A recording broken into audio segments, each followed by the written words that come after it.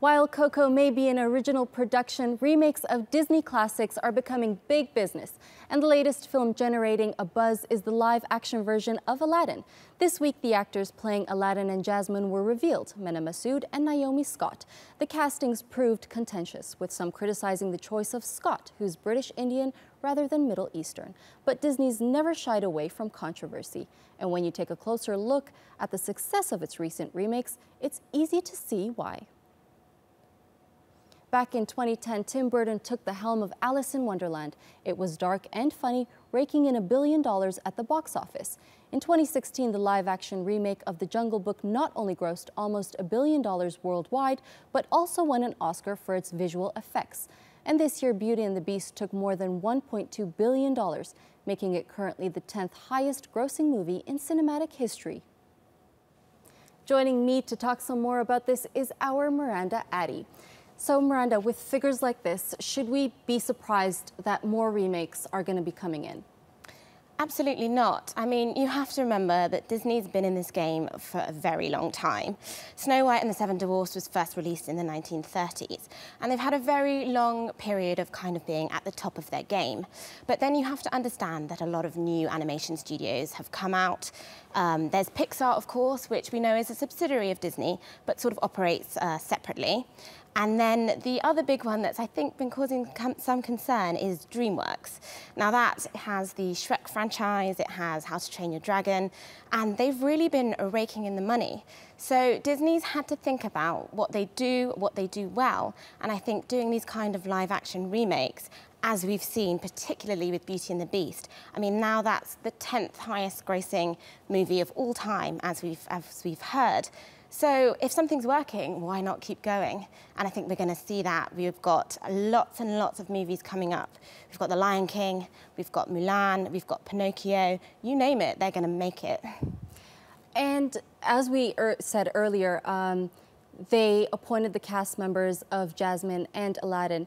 And we can't deny the fact that it's stirred up a lot of controversy. That's Hollywood for you, to be honest. I think, when does Hollywood not stir up controversy with its casting choices? Now, I think the mistake that Disney perhaps made was that they were very, very public about the fact that they were looking for Middle Eastern actors. So they put out this huge casting call, and they were saying you could come from anywhere in the Middle East, you must be able to sing and dance. And then, of course, we've got Naomi Scott. I mean, she's a great actress, but she's British Indian. So I think that the fact that they'd been so public is something that people immediately wanted to respond to. And of course, what better way to respond than on Twitter? Now, we've seen loads and loads of responses over the past few days, but a couple really stuck out for me. There was one in particular from a woman ironically called Jasmine, and she sort of accuses Disney of being like all the other blind film studios that just sees someone who's slightly exotic as being interchangeable with another person. So she was highlighting South Asia, Middle Eastern, they are not the same. But then, of course, you do have some people finding the funny side of things, especially on Twitter. It's a forum for satire. And there was one guy who sent a very amusing tweet saying, Disney can't even get races right. Will Smith is not blue. We know that he's been cast to play the genie. So there's some humour in there, but people are really, really upset about this casting choice because they see it as just another example of big wigs at Hollywood not really looking out for people of different backgrounds. And Disney played a huge role in my childhood, being born in the 90s.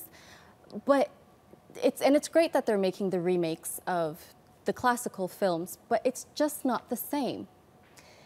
I think I'm not going to disagree with you there. There is something so charming about an animated movie, particularly animated songs, and we saw that with the Cinderella remake. It was pretty successful, but they chose not to make it a musical, which was very different from the original. Now, you have to consider that there's two sort of types of live-action remakes that we're seeing from Disney at the moment, and I think perhaps the most original and maybe in some ways more successful are movies like Maleficent, which starred Angelina Jolie. Now, it was kind of more of an origin story based on Snow White, but not exactly the same.